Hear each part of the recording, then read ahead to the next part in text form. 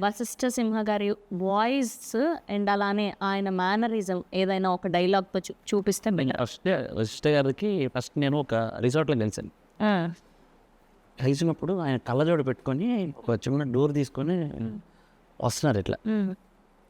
ఈయనకి ఎలా చెప్పడం, ఏంటి ఇంత హైట్ ఉన్నాడు ఈయన, చూస్తే డామినేటింగ్గా ఉన్నాడు.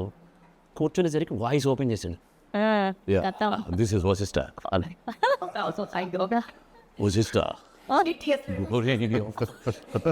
ఏంట్రా ఇది బేసు అన్న తర్వాత ఇక కథ చెప్పడం కూడా నిజంగా రాజేష్ గారు మీకు చెప్పినంత కాన్ఫిడెంట్గా ఆయనకి చెప్పలేదు.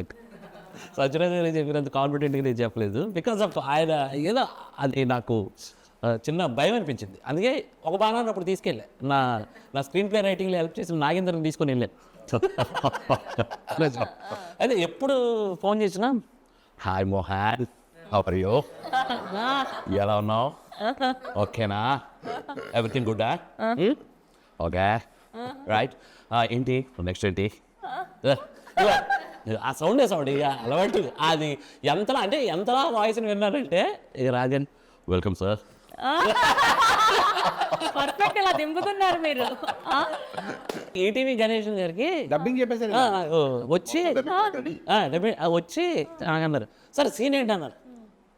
సీన్ చెప్పేసి డైలాగ్ చెప్తున్నా, లేదు నా బేబీ కనపడట్లేదు, అది ఎలా, అది కానీ సాయంత్రం వరకు లేదనుకో ఒక్కొక్కరిని తాట తీస్తాను కొడుకల్లా, రే ఎవరు అది ఇట్లా ఆయన దాన్ని.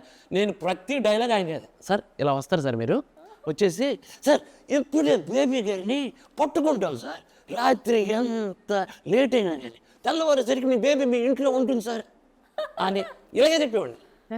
చెప్పిన తర్వాత ఆయన యాజ్ ఇట్ ఈజ్ అలాగే చేసేవాడు. ఇంకేముంటుంది అసలు మొత్తం అందరినీ దింపేస్తున్నారు ఆయన. అలా చేసేవారు. అయిపోయిన తర్వాత ఒక రోజు కాల్ చేసి, అంతా ప్యాకప్ అయిన టైం అయిపోయింది, ఇక సారదా అయిపోయిన తర్వాత ఒక పని చేయి, నేను రాను కానీ నువ్వు డబ్బింగ్ చెప్పుకో అన్నాడు. దండం పెడతా సార్.